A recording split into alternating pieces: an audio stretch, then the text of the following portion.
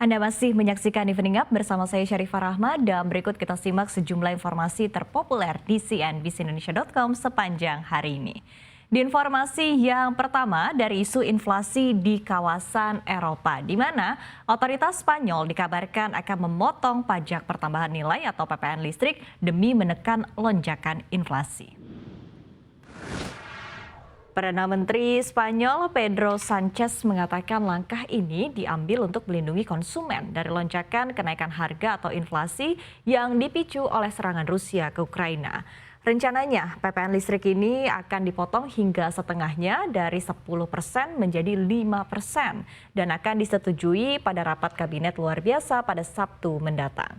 Adapun pada tahun lalu, pemerintah Spanyol telah memangkas tarif PPN listrik dari 21% menjadi 10% untuk mengurangi dampak kenaikan harga listrik pada konsumen.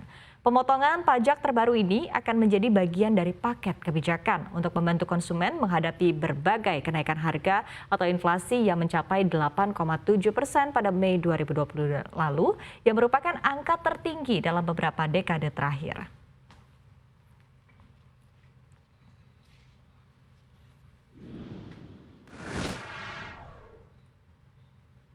Ya, dan kita beralih ke informasi lainnya, masih dari update perkembangan perang antara Rusia dan juga Ukraina, di mana Badan Intelijen Pertahanan Inggris mengungkapkan kondisi pasukan Rusia saat ini.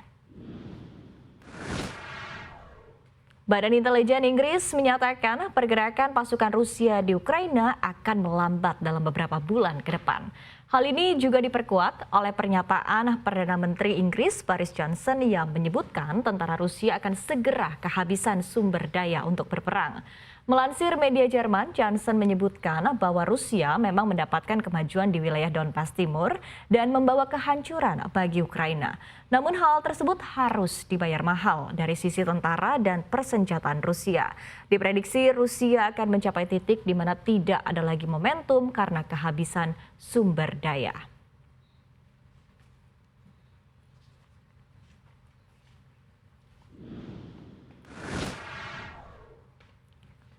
Ya, sementara itu kondisi dari Rusia sendiri dikabarkan bahwa Presiden Vladimir Putin menandatangani dekret untuk menetapkan prosedur sementara pemenuhan kewajiban utang luar negeri Rusia di tengah ancaman gagal bayar atau default. Kremlin telah berulang kali mengatakan tidak ada alasan bagi Rusia untuk gagal membayar utangnya.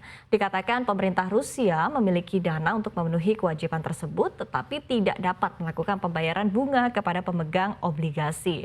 Di bawah perintah tersebut, Putin telah memberi pemerintah 10 hari untuk memilih bank pembayaran Eurobonds di bawah skema baru. Hal ini menunjukkan bahwa Rusia akan mempertimbangkan kewajiban utangnya terpenuhi ketika membayar dalam rubel.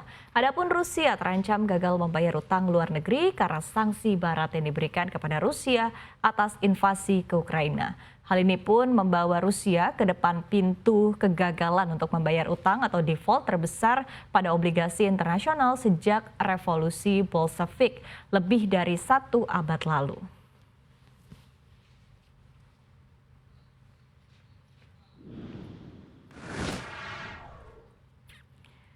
Ya, dari informasi internasional berikutnya kita beralih ke informasi di dalam negeri di mana informasi otomotif tampaknya masih menarik perhatian dari para pembaca cnbcindonesia.com. Nah, di antaranya terkait dengan pasar mobil Indonesia di mana Toyota Avanza tampaknya akan memiliki pesaing baru di pasar otomotif.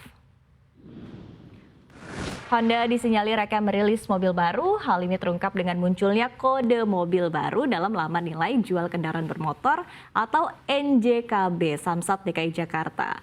Meski belum dirilis namanya atau jenisnya, menariknya harga yang ditawarkan tergolong murah. Laman NJKB tersebut mengungkapkan bahwa tidak ada satupun tipe mobil baru ini berada di atas harga 200 juta rupiah. Tipe termurah dibanderol di harga 163 juta rupiah dan termahal di 189 juta rupiah. Sebagai catatan, harga ini masih belum termasuk bea balik nama, pajak penjualan atas barang mewah, dan lain sebagainya.